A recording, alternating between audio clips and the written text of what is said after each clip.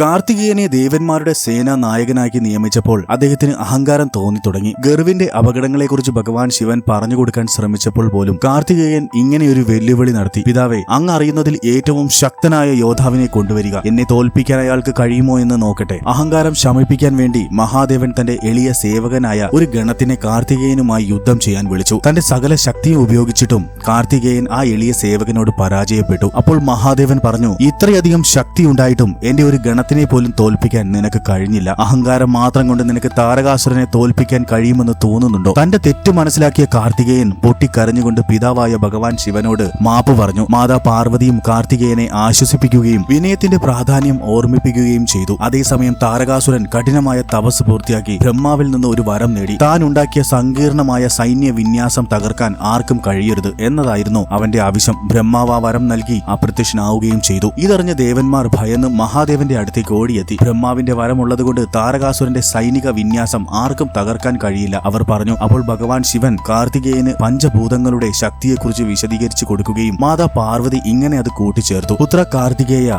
മാതാവിന്റെ അനുഗ്രഹമുള്ള പുത്രനെ ആർക്കും തോൽപ്പിക്കാൻ കഴിയില്ല എന്ന് പറഞ്ഞുകൊണ്ട് മാതാ പാർവതി കാർത്തികേയ ഭഗവാന് വേൽ എന്ന ദിവ്യായുധം നൽകി. അങ്ങനെ ദിവ്യമായ ജ്ഞാനത്താലും മാതാവിന്റെ അനുഗ്രഹത്താലും ശക്തി നേടിയ കാർത്തികേയൻ ദേവന്മാരെ നയിച്ചുകൊണ്ട് താരകാസുരനുമായി യുദ്ധം ചെയ്യുകയും ഒടുവിൽ കാർത്തികേയൻ താരകാസുരനെ വധിക്കുകയും ചെയ്തു. ശിവമഹാപുരാണം അനുസരിച്ച് കാർത്തികേയ ഭഗവാൻ ജനിച്ച് 7 ദിവസം മാത്രം പ്രായമുള്ളപ്പോഴാണ് താരകാസുരനെ വധിച്ചതായി പറയുന്നു. എന്നാൽ സ്കന്ദപുരാണം അനുസരിച്ച് അദ്ദേഹം പ്രായപൂർത്തിയായ ശേഷമാണ് താരകാസുരനെ വധിച്ചതെന്നും പറയുന്നു. സ്കന്ദകുമാരൻ കാർത്തികേയന്റെ ഈ വീഡിയോ നിങ്ങൾക്ക് ഇഷ്ടമായാൽ ലൈക്ക് ആൻഡ് സബ്സ്ക്രൈബ് ചെയ്ത് കമന്റ് ബോക്സിൽ സ്കന്ദകുമാരൻ കാർത്തികേയൻ എന്ന് ടൈപ്പ് ചെയ്യുക. ഓം സുബ്രഹ്മണ്യായ നമഃ.